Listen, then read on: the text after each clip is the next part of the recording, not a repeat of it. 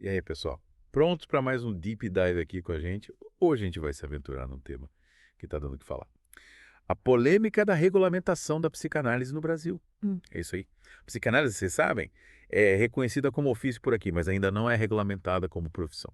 Pois é. E aí, isso acaba levantando várias questões, né? É, com certeza. Muitas dúvidas, muitas nuances. É, exatamente. E por isso que a gente trouxe você, nosso ouvinte, para essa imersão. A ideia é a gente te ajudar a entender os prós, os contras, as implicações todas dessa história de regulamentar ou não a psicanálise. Porque, vamos combinar, será que essa liberdade total na formação de psicanalistas é tão ideal assim? É, Ou será que quem sabe um pouco de regulamentação não traria mais segurança, mais qualidade para a prática? Tanto para os profissionais quanto para os pacientes, né? essa é a grande questão. E para a gente começar a desvendar esse mistério, precisamos entender o que significa regulamentar uma profissão aqui no Brasil. A gente pode pensar, por exemplo, nas profissões que já são regulamentadas, tipo a advocacia, a medicina, a psicologia. Aham. Elas têm os seus conselhos, né? A OEP, o CFM, o CFP, Uhum. que definem as regras, fiscalizam tudo e garantem, no fim das contas, a qualidade dos serviços para a população. É tipo, esses conselhos são os guardiões da profissão, né? Yes. Eles estabelecem os padrões éticos, os padrões técnicos, protegendo tanto os profissionais quanto a sociedade. Mas e na psicanálise? Quem faz esse papel? É aí que a coisa fica interessante. A maioria dos psicanalistas, a grande maioria, se posiciona contra a regulamentação. É mesmo. Eles argumentam que a psicanálise precisa ser livre, livre de interferência, seja do governo, seja das universidades. Entendo. É uma questão de autonomia, sabe? Faz sentido. Desde Freud, lá no comecinho, a gente vê essa ênfase na autonomia da psicanálise, na liberdade do pensamento, da prática. Uhum. A psicanálise lida com o inconsciente, com a subjetividade. São questões complexas que exigem, digamos, uma abordagem mais singular. Verdade. E aí, muitos psicanalistas acabam temendo que a regulamentação ingesse a prática, sabe? Viu? E transforme a psicanálise em algo mecânico, burocrático e acabe sufocando a essência dela. Esse é o medo. Sei, sei. Entendo a preocupação com a liberdade, com a singularidade da psicanálise, mas pensando agora pelo outro lado, será que a regulamentação significaria necessariamente uma perda de autonomia? É uma boa pergunta. Por exemplo, no vídeo do Dr. Marco Assis, ele defende a regulamentação e aponta para um problema sério. A proliferação de cursos de psicanálise de baixa qualidade, de curta duração, É verdade. aqui no Brasil, inclusive. Ah, E tem de tudo, né? Alguns com viés religioso bem forte. é. O que, claro, levanta questões delicadas sobre a ética, sobre a formação dos futuros psicanalistas. Sem dúvida. Imagina, cursos que prometem formar psicanalistas em poucos meses. 3 meses para ser psicanalista. Parece fast food de formação, né? Aí fica a pergunta, né? É tempo suficiente para dominar a complexidade da teoria, para fazer a análise pessoal, a supervisão clínica, tudo isso que é essencial para a formação de um psicanalista. E me preocupa bastante a qualidade da formação desses profissionais Uhum. e o impacto que isso pode ter nos pacientes. Afinal de contas, estamos falando de saúde mental, de lidar com o sofrimento psíquico das pessoas. Exatamente. E isso exige responsabilidade e preparo. E a falta de regulamentação acaba facilitando esse tipo de situação, abrindo espaço para práticas inadequadas, colocando em risco a reputação da psicanálise como um todo. Pois é. O Dr. Marco Assis também destaca, no vídeo dele, os ataques que a psicanálise sofre de alguns grupos de psicólogos, É. que veem a psicanálise como uma ameaça, sabe? Ou tentam reduzir a psicanálise a uma mera especialização da psicologia. É como se tivesse uma disputa de território, né? É. E aí a gente volta para a questão da autonomia da psicanálise. Não. Mas como delimitar essa autonomia? Onde termina a liberdade do psicanalista e começa a necessidade de proteger os pacientes e a própria psicanálise? De distorções, de práticas inadequadas. Isso é tão complicada. É um dilema, exige uma análise cuidadosa. A psicanálise tem seus próprios fundamentos, sua história, sua metodologia, sua ética. Sim. É fundamental preservar a identidade da psicanálise, mas, ao mesmo tempo, garantir que essa liberdade não seja usada de forma irresponsável. Exatamente.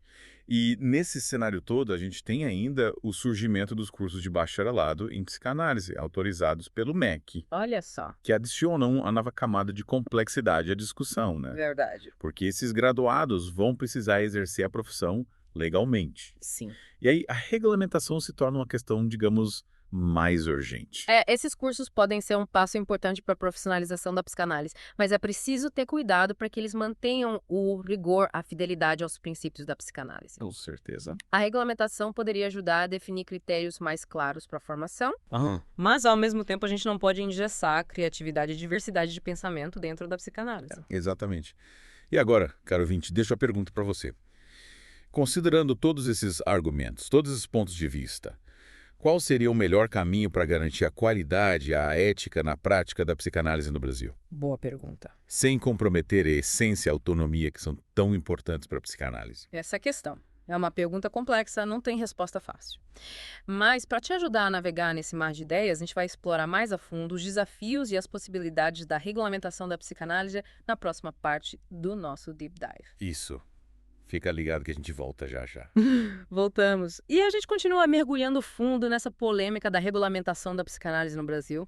Lembra que na primeira parte a gente explorou os argumentos a favor e contra. Sim, sim. Agora, para a gente entender melhor essa história toda, que tal voltar um pouco no tempo. Boa ideia. Vamos ver como a psicanálise se relacionou com as instituições ao longo da história, né? Desde o comecinho, lá com Freud, no final do século XIX, a psicanálise sempre teve uma relação, digamos, complicada com o establishment. A verdade. Lembra das aulas de história de psicologia na faculdade? Freud era médico, neurologista, mas ele rompeu com a medicina da época, né? Para desenvolver a psicanálise, buscando um espaço próprio para essa nova ciência. Exatamente. Freud defendia a psicanálise como um campo independente, com seus próprios métodos, suas teorias. E essa busca por autonomia marcou profundamente a história da psicanálise.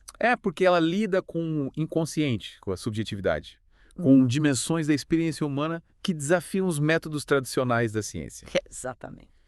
E é justamente essa singularidade da psicanálise, né? Essa forma de investigar o psiquismo humano que causa tanta apreensão em relação à regulamentação.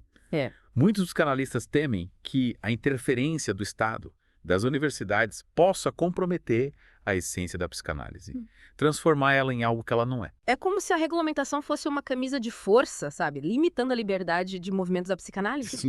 Mas, but later, será que regulamentar significa necessariamente engessar? Será que não existem modelos de regulamentação que possibilitem garantir a qualidade da formação, da prática, sem sufocar a liberdade de pensamento, a pesquisa? Boa pergunta. Existem diferentes modelos de regulamentação em outros países, né? Seria interessante estudar essas experiências, quem sabe encontrar um caminho que faça sentido para a realidade brasileira. Um modelo que consiga conciliar a necessidade de proteger a sociedade de práticas inadequadas com a preservação da especificidade, né? Da psicanálise. Exatamente. E a gente não pode esquecer dos pacientes nesse debate todo, né? Claro. A regulamentação também visa protegê-los. Garantir que as pessoas que buscam a psicanálise como forma de tratamento tenham acesso a profissionais qualificados, éticos. Com certeza. E aí a gente volta à questão da proliferação de cursos rápidos, superficiais, que a gente mencionou na primeira parte. É como se estivéssemos construindo um prédio sem alicerce, sabe? Sem profundidade. E o risco de desabamento, nesse caso, pode ser traumático para o paciente. Sem dúvida. A regulamentação, com a criação de um conselho, poderia ajudar a fortalecer os alicerces da psicanálise, fiscalizando a formação dos profissionais, estabelecendo critérios mínimos de qualidade, evitando a banalização da formação em psicanálise. E além da proteção aos pacientes, a regulamentação poderia ter um impacto positivo na própria psicanálise. É verdade. Fortalecendo a psicanálise como campo de conhecimento, estimulando a pesquisa, o debate científico, o diálogo com outras áreas. É isso aí. Um conselho forte, atuante, poderia fomentar pesquisas, promover eventos científicos, representar a psicanálise junto a órgãos governamentais, instituições de ensino, contribuindo para o desenvolvimento da psicanálise no Brasil. Verdade. E por falar em instituições de ensino, a gente não pode deixar de lado o papel das universidades nesse processo, né? A criação de cursos de graduação em psicanálise, autorizados pelo MEC, é um passo importante para a profissionalização da área. Sim. Mas é fundamental garantir que esses cursos mantenham a fidelidade aos princípios da psicanálise, a profundidade teórica, a qualidade da formação. Concordo plenamente. A regulamentação, nesse contexto, poderia ajudar a estabelecer diretrizes claras para a formação em psicanálise, tanto na graduação quanto na pós-graduação, garantindo a qualidade da formação dos futuros psicanalistas. E aí, caro ouvinte, fica a pergunta. Como conciliar todas essas demandas? A autonomia da psicanálise, a proteção dos pacientes, o desenvolvimento da área, a formação qualificada dos profissionais é um desafio e tanto, né? Sem dúvida. É como montar um quebra-cabeça, né? Encontrar o lugar certo para cada peça. Né? Mas eu acredito que com diálogo, com criatividade, com vontade política, a gente consiga construir um modelo de regulamentação que seja ao mesmo tempo rigoroso e flexível, que proteja a psicanálise e a sociedade. É isso aí. E para a gente continuar desvendando esse quebra-cabeça, vamos explorar na terceira parte do nosso Deep Dive os modelos de regulamentação que existem em outros países e discutir as possibilidades para o Brasil. Te esperamos lá. Chegamos na reta final do nosso Deep Dive e a pergunta que ficou no ar, a gente vai tentar responder agora. Qual seria o melhor caminho para garantir a qualidade, a ética na prática psicanalítica, mas sem perder a essência e a autonomia? É essa a grande questão. Uma resposta definitiva a gente sabe que não tem. Não tem. Mas, com base em tudo que a gente já discutiu, dá para levantar alguns pontos importantes, né? Que precisam ser considerados na busca por um modelo ideal de regulamentação. Isso. E eu acho que um dos primeiros pontos fundamentais é a gente garantir um debate amplo, democrático, com a participação de todo mundo.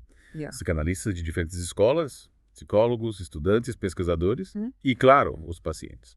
Afinal, são eles que buscam a psicanálise como cuidado, como tratamento. É fundamental ouvir todas as vozes, né? Considerar as diferentes perspectivas, os anseios, as críticas, para construir um modelo legítimo que atenda às necessidades de todos os envolvidos. Exato. E nesse processo todo, a gente não pode esquecer da especificidade da psicanálise. Ela tem seus próprios métodos, teorias, ética. É verdade. E isso precisa ser respeitado. A regulamentação não pode ser um instrumento de padronização, sabe? De subordinação da psicanálise a outros campos. A gente precisa encontrar um modelo que garanta a autonomia da psicanálise, a liberdade de pesquisa, de prática, mas que, ao mesmo tempo, estabeleça limites éticos, proteja os pacientes. É como caminhar numa corda bamba, né? Buscando o equilíbrio entre a liberdade e a responsabilidade. Exatamente. E nesse malabarismo todo, a gente não pode esquecer da importância da formação em psicanálise. Seja qual for o modelo, ele precisa garantir a qualidade da formação dos futuros psicanalistas, estimular a formação continuada, a participação em congressos, a publicação de pesquisas. Isso.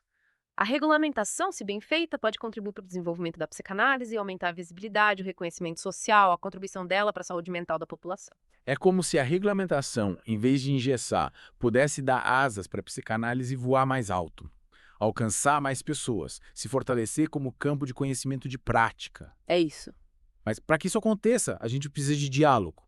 Construir pontes entre as diferentes correntes da psicanálise, entre a psicanálise e as outras áreas, entre a psicanálise e a sociedade. É isso aí.